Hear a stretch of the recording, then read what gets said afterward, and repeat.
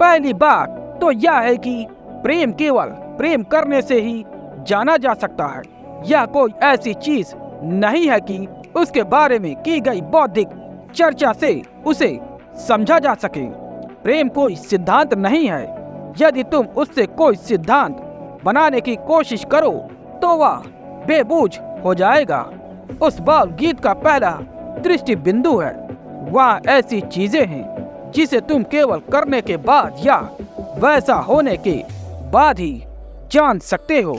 यदि तुम तैरना नहीं जानते तो यह भी नहीं जानते कि वह है क्या, और उसके बारे में जानने का फिर कोई उपाय है ही नहीं।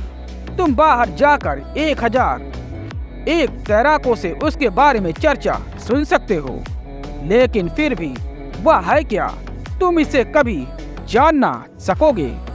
या किसी भी तरह से समझ में ना आने वाली बात है। तुम्हें उसे समझने के लिए तैरना सीखना ही होगा। तुम्हें नीचे नदी में जाना होगा। तुम्हें जोखिम उठानी होगी। डूबने का खतरा उठाना होगा।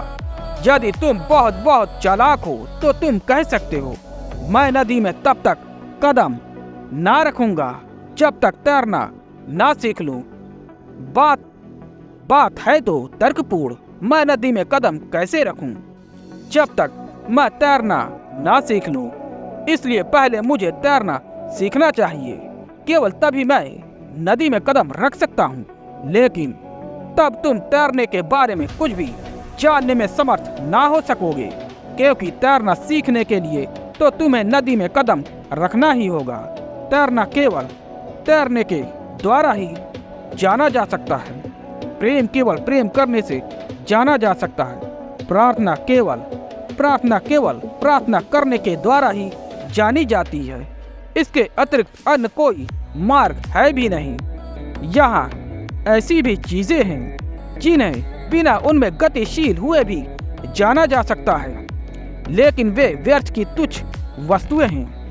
यह बौद्धिक चीजें हैं, दर्शन शास्त्र, अंधविश्वास अथवा किसी पंथ या धर्म का अनुयायी बनना। लेकिन जो कुछ वास्तविक या सच्चा है उसे जिया जाता है, और जो कुछ भी अस्तित्वगत होता है उसे प्रवेश करना होता है और जोखिम उठानी होती है। इसके लिए उस व्यक्ति को साहसी और निडर होना होगा, और यह सबसे बड़ा साहस का काम है, क्योंकि जब तुम किसी से प्रेम करते हो तो तुम स्वयं को खोना शुरू कर देते हो। किसी को प्रेम करना अपने अहंकार को मिटाना है। किसी को प्रेम करना स्वयं का खो जाना है।